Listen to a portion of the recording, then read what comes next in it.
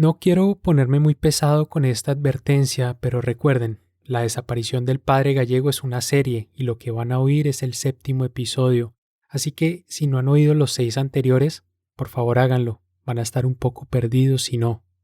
Y se vivió un duelo, un velorio sin muerto. Eso era muy duro, eso era algo terrible. Secuestrado, que lo secuestraron, que dónde lo tendrán. Y ya empezó la odisea en la familia. Yo creo que es más horrible entre la muerte de un hermano y el secuestro. Hay una diferencia muy grande, porque el secuestro es algo tormentoso. Estará vivo, lo estarán golpeando, ¿qué le estarán haciendo? Lo estarán torturando. Yo soy Horacio Gallego, padre del sacerdote Héctor Gallego Herrera, secuestrado en Santa Fe de Panamá el 9 de junio. Yo pido a usted, mi general, que haga todo lo posible, que haga justicia por la búsqueda de mi hijo. Y empiezan todos los días los periódicos a decir cosas. Eso era una odisea, todos los días en el colombiano salían y era muy difícil, era una etapa muy difícil. Sí, fueron días muy difíciles, sobre todo ver una mamá tan angustiada y sin esperanzas de nada y sin noticias de nada. Entonces mi mamá se la pasaba con la grabadora o con el radio escuchando a ver si de pronto en algún momento daban noticias. Ella no se separaba de las radios a ver qué noticias podía escuchar, porque era como la única forma. La madre de él, Alejandrina Herrera, está casi loca y toda la familia está enlutada. Así es que pido a todas las fuerzas panameñas, hagan todo por hacer justicia sobre este crimen. Estamos por aquí, toda la familia estamos, no sabemos, medio locos de la confusión, no sabemos ni qué decir ni qué hacer. Le pido a los secuestradores que tengan piedad como ellos, que también tienen madre, y se acuerden cómo puede estar la madre del padre Gallego, el padre y todos sus hermanos, los familiares, que los que los secuestraron fueron cristianos y deben tener madre y padres, hermanos, que se acuerden de esta familia que está por aquí enlutada. Desde ese mismo momento uno nunca pensaba que lo habían matado ni que le había pasado, simplemente lo secuestraron a él. Entonces tú escuchas esa noticia, listo, está secuestrado, pero a él lo sueltan, ¿cierto? A él alguna vez lo tienen que liberar.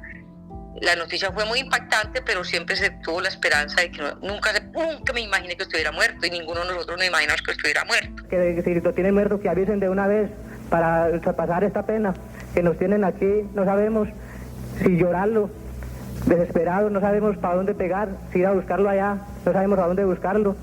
En todo caso, que en la definitiva se les agradece la información, sea la que sea. Yo soy la tía de él que recibí la noticia por el obispo auxiliar de Medellín, Monseñor Octavio Betancourt. Yo agradecería a todos la colaboración, o agradezco a todos los que están colaborando, pero de una manera especial le pido a los secuestradores que ellos que tienen madre, que ellos que tienen hermanas, que tienen familia, quizás les pueda pasar una cosa igual, que tengan compasión y lo entreguen bueno y salvo. Que si el motivo de ellos, que el motivo estén aburridos por cualquier motivo con el padre Gallego, la familia se encargaría de volverlo a traer a este país, pero lo entregan bueno y salvo, es lo que les pido.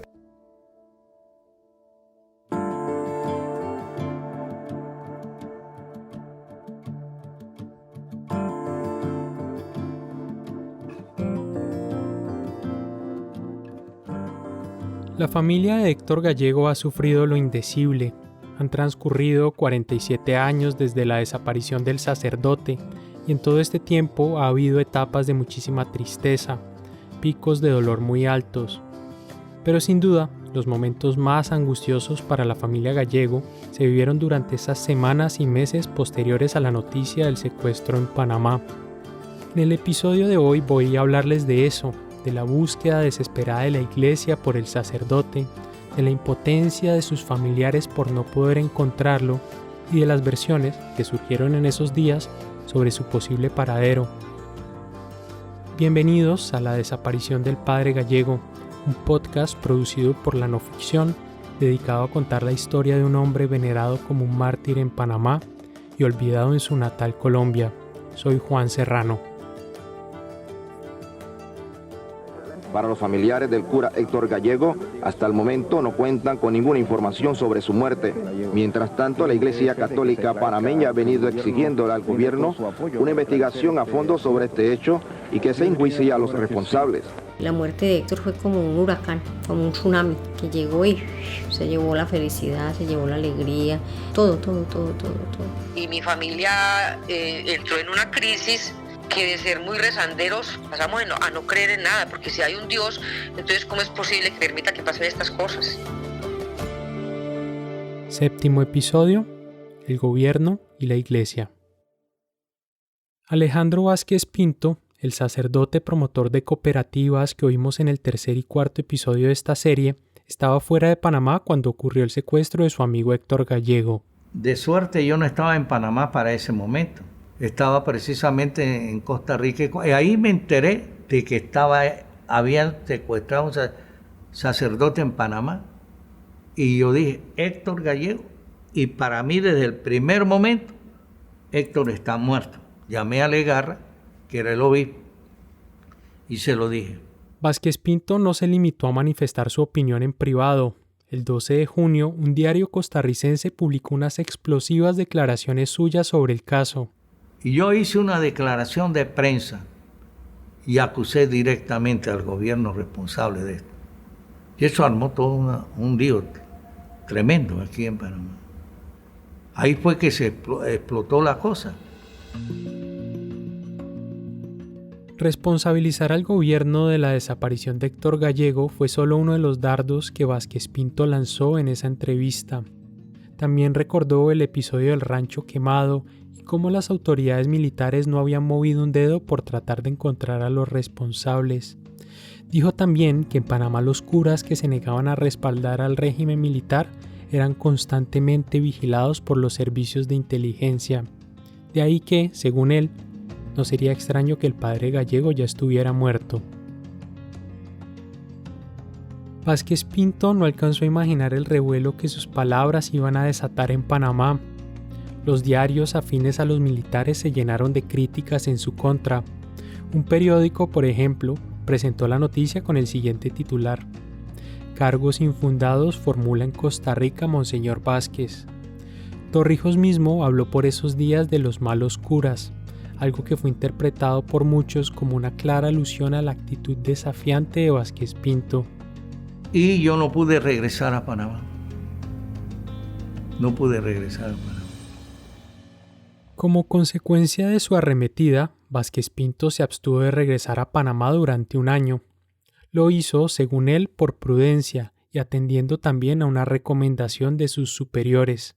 Pero más allá de ese exilio y del malestar que esas opiniones causaron dentro del gobierno, lo más llamativo de este episodio es que permitió ver cómo al interior de la iglesia existían diferencias sobre cuál debía ser la actitud del clero en el caso de Héctor Gallego. Por un lado, mientras que Vázquez Pinto defendía una línea dura de abierta confrontación con el gobierno, la Iglesia en su mayoría había optado por darle un manejo más diplomático a la crisis. De hecho, tan pronto trascendieron en Panamá las declaraciones de Vázquez Pinto, el obispo de Veraguas, Martín Legarra, salió a desautorizarlo. Dijo que esas palabras eran solo expresión de su sentir personal, pero que de ninguna manera reflejaban el sentir de la diócesis. Tanto Legarra como el arzobispo de Panamá, Monseñor Marcos Magrat, se habían constituido en esas semanas en los voceros oficiales de la Iglesia en el caso. Aparecían constantemente en alocuciones radiales y de televisión, rogando clemencia a los captores del padre Gallego y pidiendo a los fieles católicos que lo incluyeran en sus oraciones.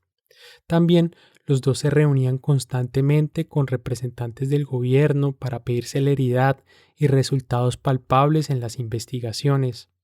No es que Legarra y Magrat creyeran ciegamente en las buenas intenciones del gobierno, no. Está claro que había desconfianza, que compartían ellos la sospecha de muchos de que la desaparición del padre Héctor era obra de los militares. Sin embargo, habían decidido que la manera más inteligente de lidiar con la crisis era la de no cerrar ninguna vía de diálogo con el gobierno. Este es Monseñor Magrat hablando por radio en esos días. Es evidente que nosotros no estamos en ningún plan de venganza con nadie. Si somos cristianos, si hemos aprendido el Evangelio, si sabemos rezar el Padre Nuestro, hemos de perdonar y perdonar de todo corazón. Pero al mismo tiempo esta caridad que sabe perdonar también exige la justicia que conduzca a la solución de este caso, y en ese plan igualmente estamos. Pero más que nada, ese comportamiento prudente se explicaba en el hecho de que la iglesia tenía información de que el padre Héctor estaba vivo. Así se lo dio a entender, por ejemplo, Monseñor Martín Legarra a uno de los hermanos de Héctor que se comunicó con él en los días siguientes al secuestro. Concretamente, Legarra le dijo que muy pronto se iba a conocer el paradero del sacerdote. También varios pronunciamientos públicos así lo insinuaban. El 17 de junio, el propio Legarra emitió una locución televisada en la cual le solicitaba al gobierno del general Torrijos que considerara 1. La posibilidad de otorgarle un perdón jurídico a los captores del padre Gallego y 2. Que facilitara la salida del país de estas personas. Todo esto, claro, bajo la condición de que entregaran vivo al padre Gallego. Ustedes bien saben que la primera preocupación de todos nosotros es la vida y bienestar de él. Es por eso que el señor obispo de Santiago, Monseñor Legarra, con el respaldo de toda la conferencia episcopal, ha solicitado al gobierno nacional que considere la manera en que se pueda otorgar a los responsables de este acto un perdón jurídico y el posterior abandono del país, con tal que devuelvan a nosotros sano y salvo al padre Héctor Gallego. Esto se debe repetir continuamente por estas emisoras, se debe hacer saber continuamente por todos los medios, apelando a ellos, como lo ha hecho Monseñor Legarra por televisión, apelando a sus conciencias y para la tranquilidad del país, que nos devuelvan al padre Héctor. El mensaje entre líneas, ya digo, es que el padre Gallego estaba vivo, y aunque no lo decían tajantemente, Legarra y Magrat tenían más información sobre el estado del sacerdote que aquella que estaban dispuestos a divulgar públicamente. Tal como contamos en un episodio anterior, el embajador de Colombia en Panamá, Jaime Ucros, enviaba periódicamente a Bogotá reportes sobre cualquier novedad que surgía en torno al caso Gallego. Pues bien, en una de esas cartas, fechada el 8 de julio de 1971, es decir, casi un mes después del secuestro, el embajador Ucros cuenta de unos recientes encuentros que había tenido con Magrat y Legarra. Me permito comunicarle que en el transcurso de esta semana he tenido 3 prolongadas entrevistas con el señor arzobispo Magrat y con el señor obispo de Veraguas, Monseñor Legarra. Los 2 jerarcas de la iglesia están de acuerdo en que el secuestro del padre Gallego fue llevado a efecto por agentes del gobierno, con o sin el conocimiento de las altas autoridades, pero inclinándose a creer que está comprometido el coronel Manuel Antonio Noriega, jefe del G2 del Estado Mayor General de la Guardia Nacional. Igualmente tienen informaciones de terceros que les merecen bastante crédito, conforme a las cuales el padre Gallego estaría vivo en algún cuartel de la Guardia, razón esta por la que se han visto obligados a proceder dentro de la mayor cautela, para evitar que ante la gravedad de la situación, la Guardia se vea obligada a desaparecer definitivamente al sacerdote. Más adelante, el reporte de Ucros también se refiere a lo que la iglesia consideraba habían sido los móviles del hecho. La que podría llamarse clase dirigente de la pequeña población de Santa Fe, donde el padre Gallego era párroco, está totalmente emparentada con el general Torrijos, y esas eran precisamente las gentes que sentían lesionados sus intereses por la política de promoción del campesino y del obrero que adelantaba nuestro compatriota. Por último, se considera que el general Torrijos pretende servirse del clero, tomándolo como sometido instrumento de propaganda al servicio exclusivo de su gobierno.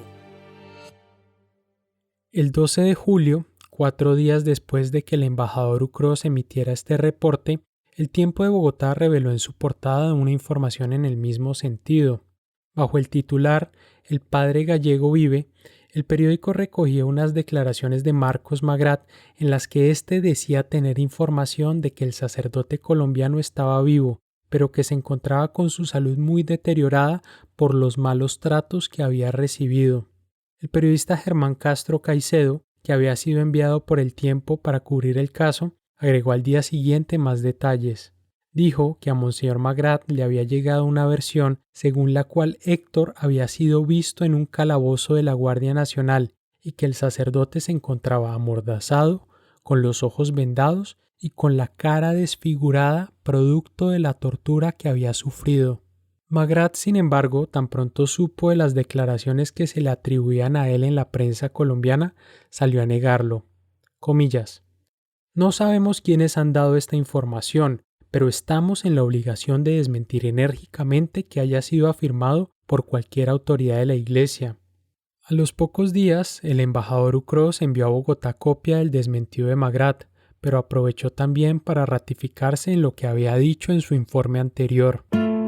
Con todo el respeto que el autor de dicha rectificación merece, debo ratificarme en mis informes anteriores, de los cuales quedó establecido que el señor arzobispo Magrat y el señor obispo Legarra sí me dieron a mí personalmente y en 2 oportunidades distintas, lo mismo que a los periodistas colombianos del Tiempo y El Espacio, las versiones de que el padre Gallego estaría vivo y maltratado en alguna cárcel de la Guardia Nacional.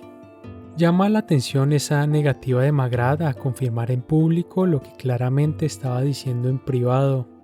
Quizás haya tenido que ver con esa actitud de no querer alborotar las bestias estando de por medio la vida del padre Héctor. O quizás se explique también por la inmensa presión que estaba recibiendo por parte del gobierno militar. Y es que, recuerden, Torrijos estaba muy paranoico con la posibilidad de una rebelión en su contra a raíz de la desaparición de Héctor y por tal razón no le despegaba el ojo a los curas.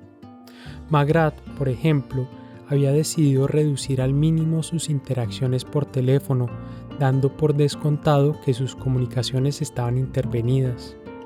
Sea como sea, la tensión entre el gobierno y la Iglesia comenzó a subir de tono a medida que aumentaba la incertidumbre sobre el paradero del padre Héctor, y Monseñor Magrat se vería atrapado en una difícil disyuntiva. Una pausa y ya regresamos. Hola amigos, sé que muchos de ustedes han disfrutado escuchando la desaparición del padre Gallego. En la no ficción nos encanta contar este tipo de historias, de largo aliento, sorprendentes y conmovedoras al mismo tiempo. Pero para seguirlo haciendo, necesitamos recursos. Por eso quiero pedirte que nos apoyes. Puedes donar desde $2 a través de una plataforma llamada Patreon. Simplemente entra a patreon.com/lanoficción. A cambio de tu contribución, recibirás mensualmente contenidos exclusivos y otros beneficios especiales. Con lo que vale un café o una cerveza, harás posible que sigamos descubriendo y contando buenas historias. De nuevo, para donar, visita patreon.com/lanoficción. Muchas gracias. Me trató bien. Al principio me puso en la parte de atrás, donde estaban todos los presos y se dormían en condiciones bastante malas. Este es de nuevo Diego de Ovaldía. Como contamos en el episodio anterior, Diego fue detenido como sospechoso de la desaparición del padre Héctor. Y no, la verdad es que ni me torturaron ni... Mientras que Ciudad de Panamá se había convertido en un hervidero de rumores, Diego pasaba sus días a cientos de kilómetros en la guarnición militar de Santiago de Veraguas. El trato que recibía allí era amable. No había tortura ni muestras de brutalidad de ningún tipo. Diego, que no había cumplido aún la mayoría de edad, recuerda que el jefe militar le hablaba casi como un tutor empeñado en prevenir que su pupilo recorriera el camino de la lucha armada. Solamente nada más una sola vez me llevó a su oficina y entonces puso un revólver encima. Y yo sé que que no estaba cargado, pero de todos modos me habló de que esas armas son peligrosas, que esos matan, o en cierta forma ellos pensaban que yo era un guerrillero. La boina, la barba, la munición que llevaba en su jeep, todo encajaba en el molde del universitario simpatizante de la guerrilla, así la realidad fuera muy distinta. Yo tenía un libro donde escribía, anotaba algunas cosas, era como un folder, y había hecho algunas anotaciones, entre otras, el viejo dice tal cosa. Entonces me preguntaron que quién era el viejo. Yo no sabía en ese momento que a Torrijos le decían el viejo, pero el viejo era mi papá. Diego no fue el único capturado por el secuestro de Héctor en esas primeras horas. El procurador general Olmedo Miranda comenzó a notar que en los primeros testimonios aparecían dos nombres con insistencia: Álvaro Bernaza y Denis Ruiz. A Álvaro Bernaza Herrera los campesinos lo señalaban como uno de los más férreos opositores a la labor del padre Héctor en Santa Fe. Jacinto además decía que el jeep en el que se habían llevado al sacerdote lucía bastante similar a uno que utilizaba el señor Bernaza. A Denis Ruiz, por su parte, varios lo vinculaban con el incendio del rancho Cural y le atribuían haber dicho en los días anteriores al secuestro que al padre Héctor había que caparlo. El 11 de junio, el procurador Miranda ordenó el arresto de estas dos personas. Ninguno de ellos aceptó ser el responsable del secuestro. Bernaza reconoció sí que había tenido una relación muy difícil con el padre Héctor, aunque dijo que ya habían logrado limar las asperezas. Denis Ruiz aceptó que su hermano Esaú se había enfurecido por el episodio del rancho de la señora Juana, pero negó que él tuviera una enemistad con el sacerdote. Según el expediente judicial, Denis solicitó su libertad el mismo día de su comparecencia y esta le fue concedida. Álvaro Bernaza, en cambio, tuvo que quedarse recluido al igual que Diego de Ovaldía. También uno de los detenidos en esos días es el famoso Álvaro Bernaza. ¿Tú tienes algún grado de contacto en esos días en la cárcel con él? Lo vi un par de veces, lo conocí, pero no hablé con él ni tampoco compartíamos nada porque él estaba como, yo no sé, en otro cuarto o en otra sección. Al tiempo que la investigación oficial daba sus primeras puntadas, la Iglesia panameña comenzó a adelantar sus propias averiguaciones. Para tal fin, contrató los servicios de un detective privado. De igual modo, la Iglesia logró que el gobierno autorizara que un delegado suyo presenciara los interrogatorios del caso y además le otorgó permiso para acceder al expediente.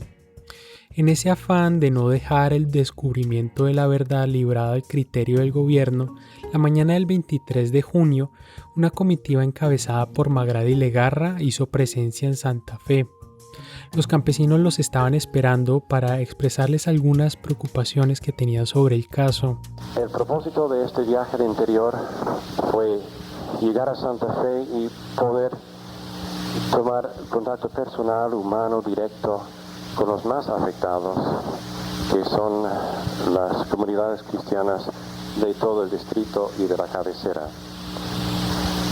En la conversación de casi 2 horas que sostuvimos con todos los ahí reunidos, conversación por lo demás que está enteramente grabada para futuras referencias, escuchamos de labios de ellos sus propias declaraciones, sus preocupaciones por que se acelerara la investigación que se está haciendo, y de todo esto hemos anotado los puntos sobresalientes, los cuales el mismo señor obispo Martín Legarra presentará al procurador y oportunamente, quizás mañana mismo, al general de brigada Omar Torrijos.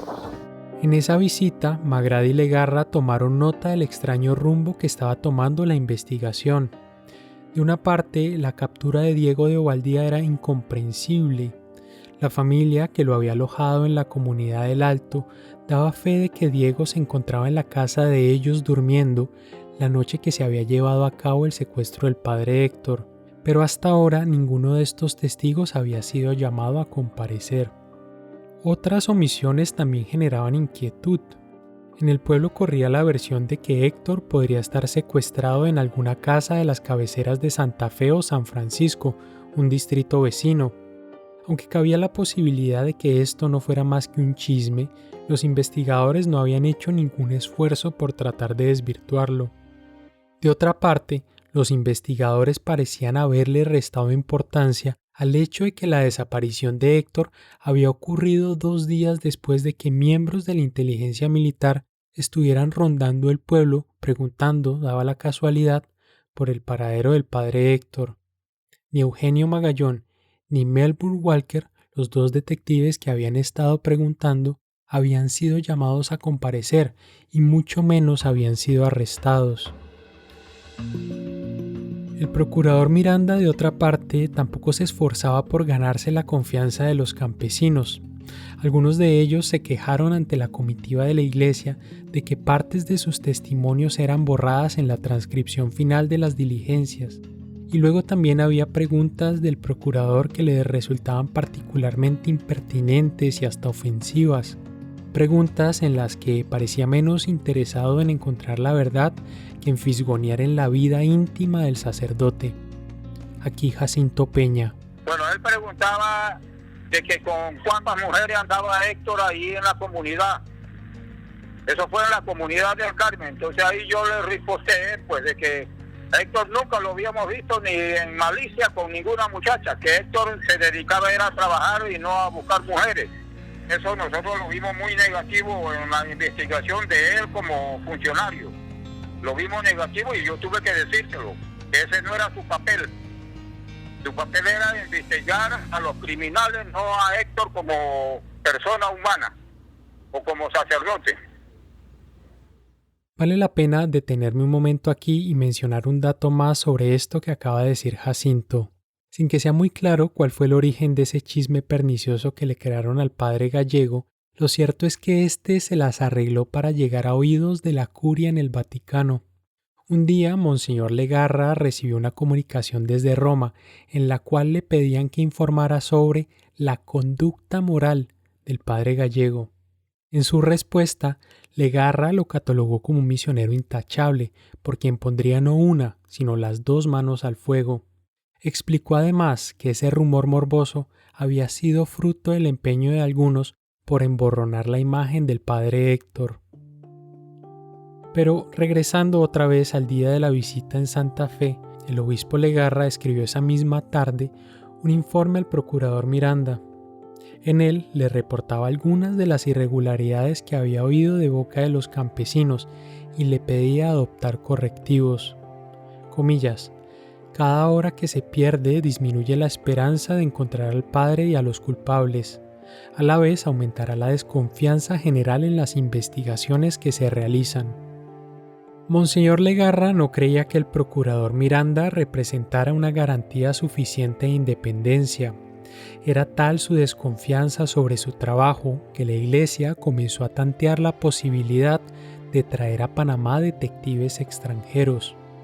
Para llevar a cabo el plan, Legarra hizo un viaje relámpago a México y al volver le pidió a Torrijos que por favor autorizara el ingreso al país de 2 detectives. De acuerdo con su solicitud, estos detectives pagados por la Iglesia deberían poder interrogar privadamente a las personas que estuvieran detenidas por este caso. Legarra no negaba que se trataba de un pedido especial, pero a su juicio ese refuerzo estaba más que justificado teniendo en cuenta la falta de experiencia local para lidiar con casos de esta índole. Torrijos le dijo que en unos días tendría una respuesta. La Iglesia, mientras tanto, inició una colecta pública a fin de recaudar fondos para pagarle a los detectives privados. Cuanto más aumentaba la incertidumbre sobre el estado de Héctor, la Iglesia se mostraba cada vez más impaciente.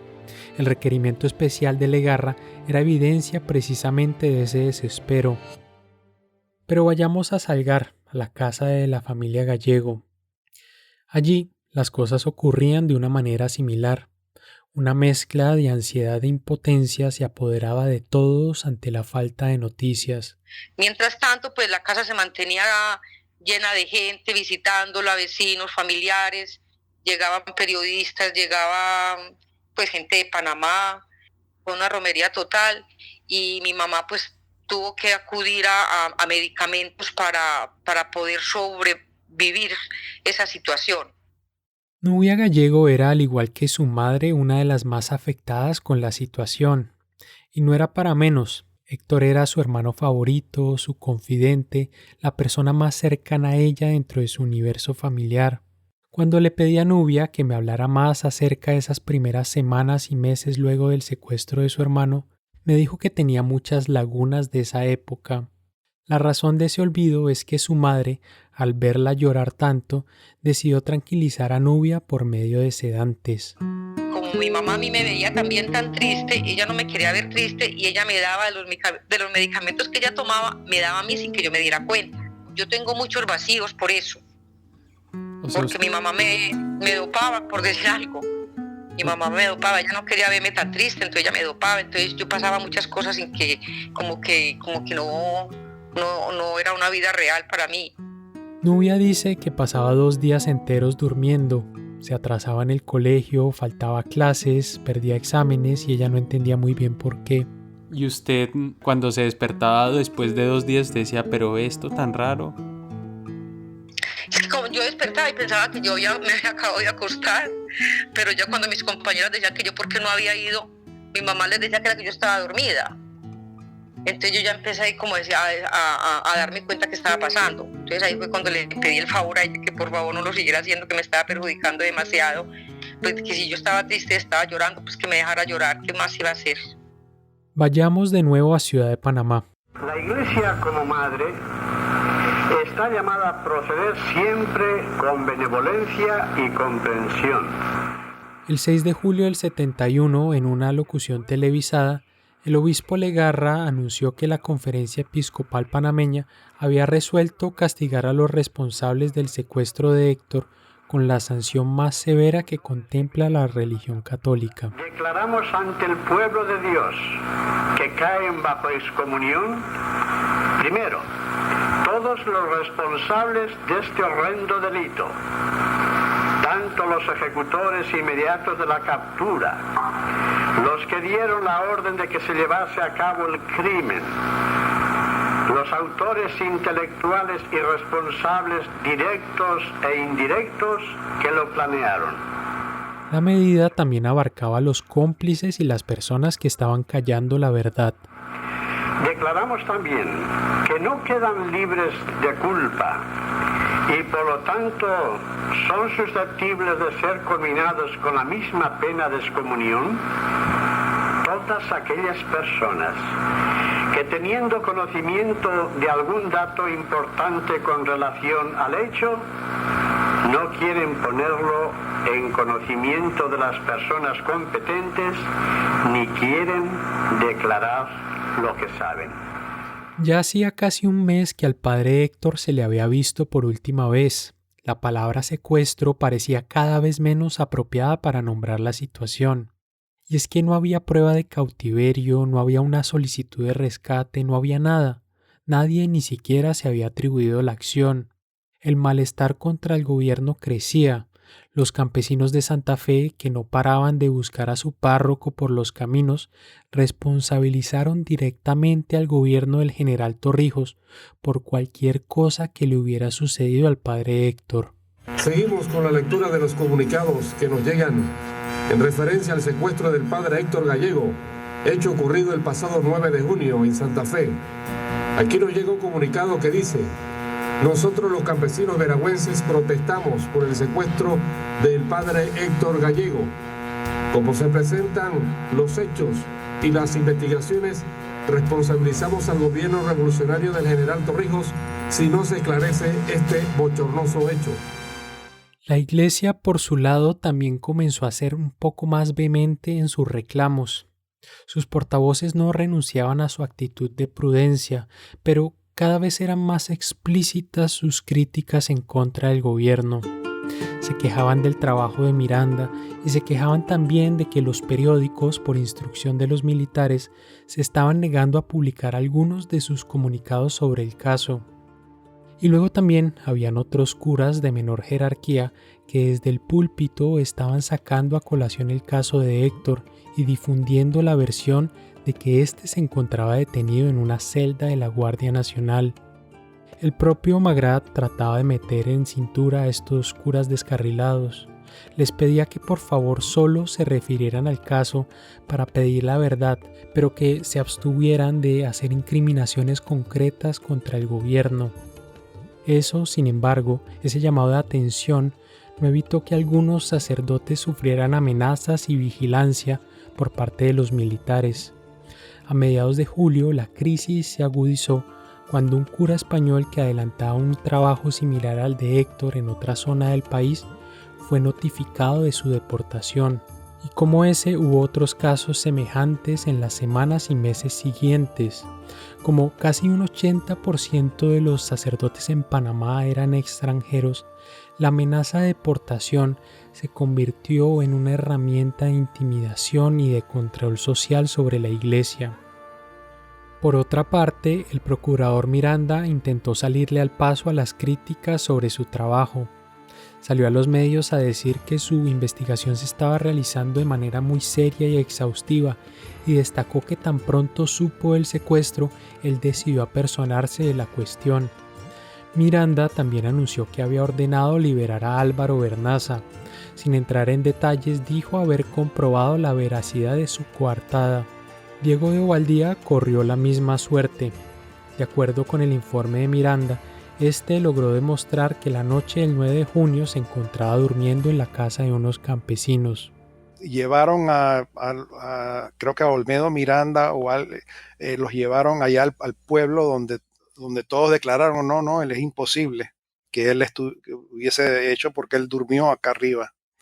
Entonces era la declaración de todo el pueblo y no podían ir contra eso, o sea que no pudieron implicarme como el secuestrador, ¿no? La liberación de Diego puso fin a una injusticia, pero la Iglesia no estaba satisfecha. Monseñor Legarra dijo en un comunicado que, comillas, el justo afán por conocer la verdad no ha quedado satisfecho con las declaraciones recientes del Procurador General.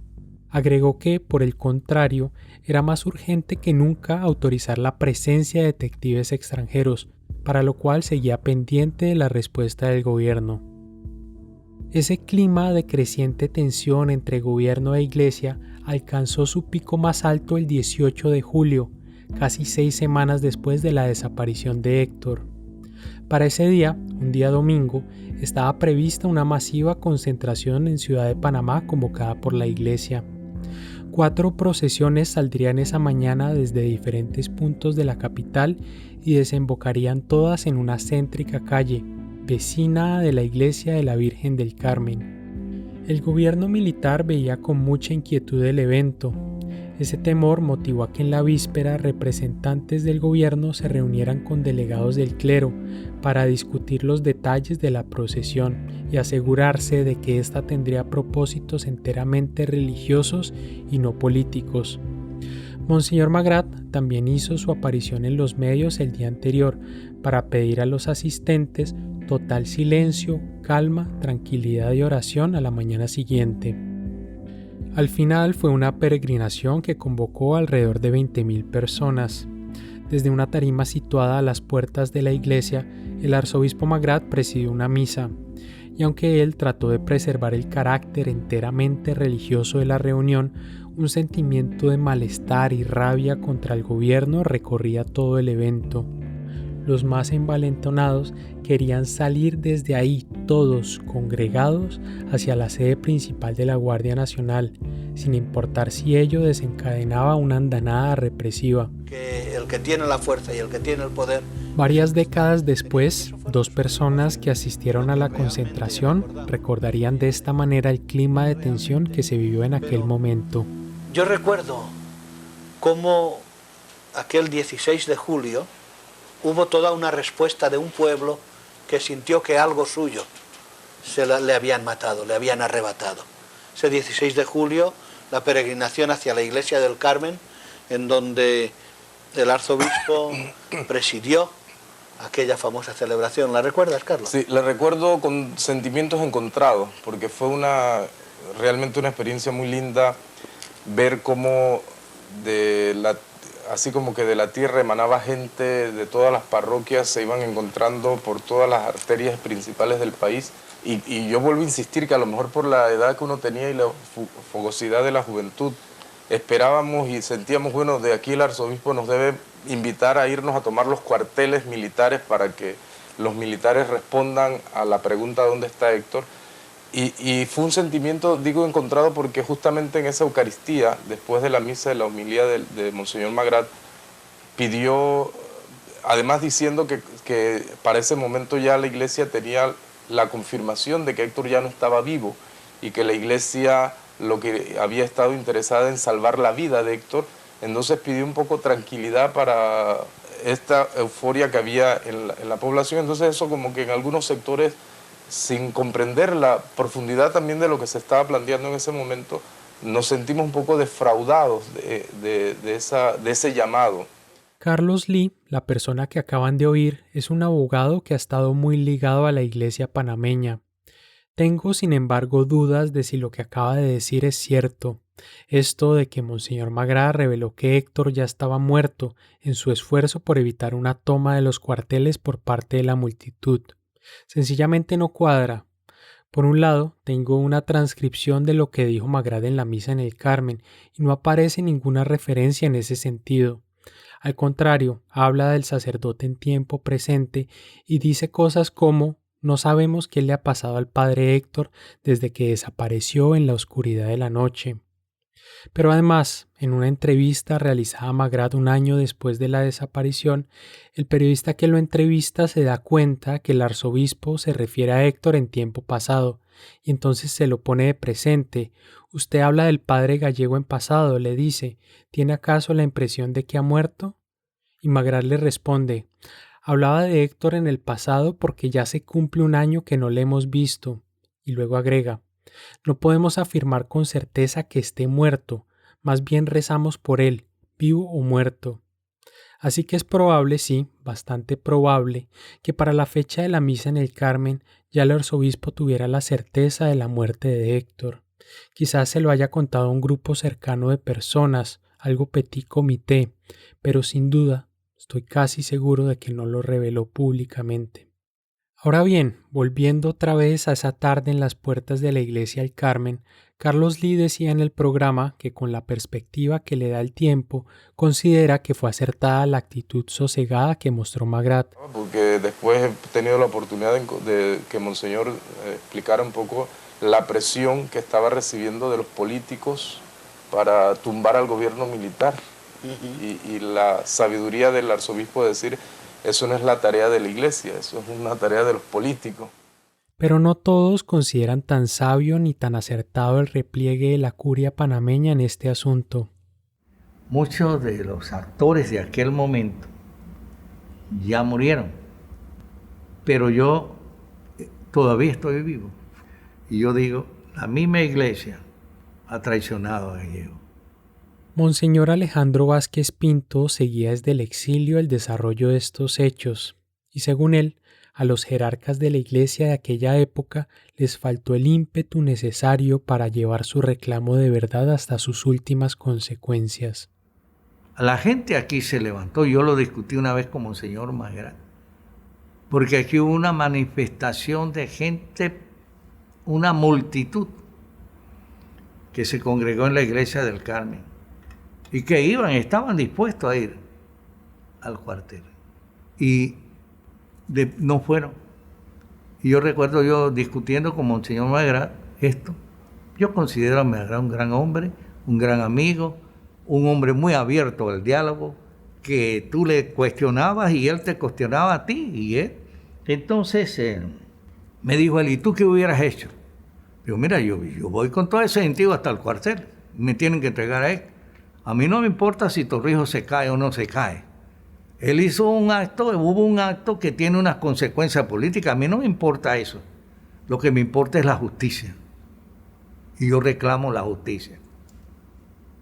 Como también con Héctor decíamos muchas veces, la injusticia hay que denunciarla, venga de allá de la sociedad civil o venga de la misma iglesia. Esa era nuestra postura.